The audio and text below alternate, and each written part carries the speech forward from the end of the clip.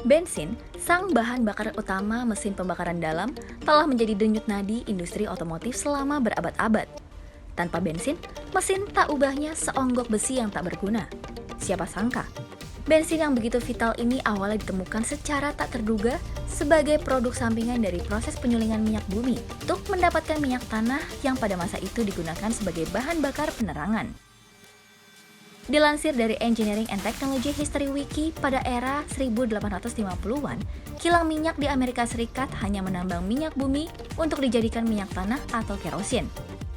Proses penyulingan minyak tanah menghasilkan cairan mudah menguap yang kini kita kenal sebagai bensin. Bensin pada masa itu tidak disukai karena sifatnya yang mudah terbakar dan tidak memiliki kegunaan yang jelas.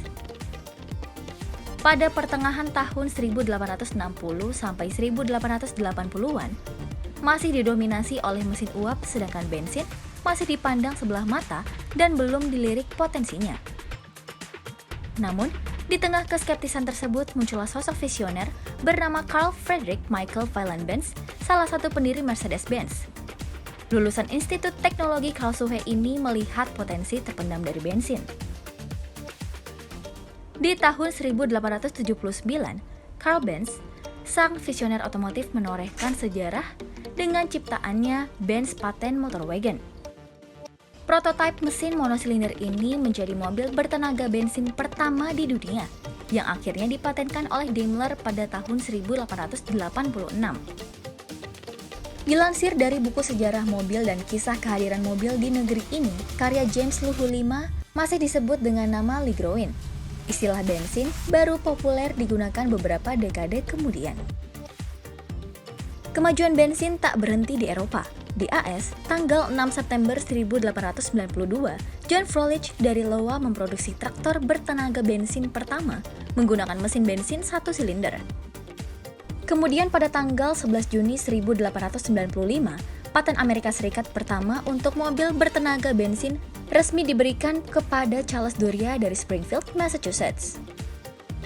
Dunia transportasi mengalami transformasi besar-besaran era 1900 sampai 1914. Kereta kuda mulai digantikan dengan kereta mesin. Disinilah bensin menjadi bahan bakar utama. Berbagai perusahaan minyak bumi mulai memproduksi bensin.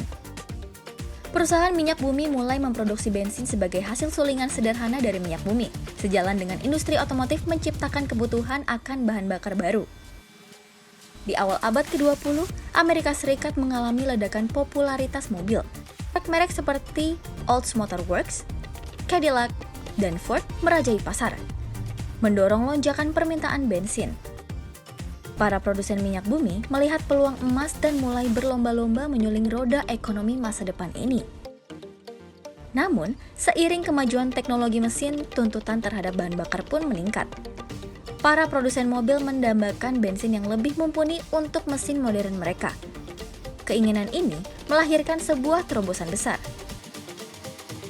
Akhirnya di tahun 1921, para insinyur otomotif di General Motors atau GM menemukan keajaiban timbal tetraetil. Senyawa ini terbukti mampu meningkatkan nilai oktan bensin, sekaligus meredam suara mesin yang mengganggu yang dikenal sebagai knocking.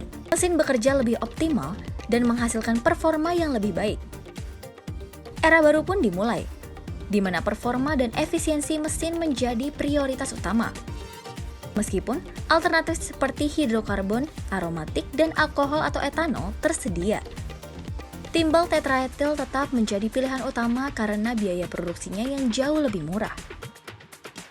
Namun seiring waktu, dampak negatif timbal pada lingkungan dan kesehatan mulai terungkap.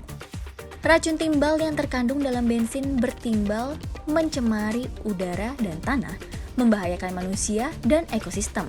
Oleh sebab itu, para insinyur kembali bekerja keras untuk menciptakan bensin yang lebih ramah lingkungan. Mayoritas negara sudah melarang penggunaan bensin bertimbal. Maka lahirlah bensin non-timbal karena lebih ramah lingkungan dan mengurangi kerusakan pada komponen mesin seperti catalytic converter.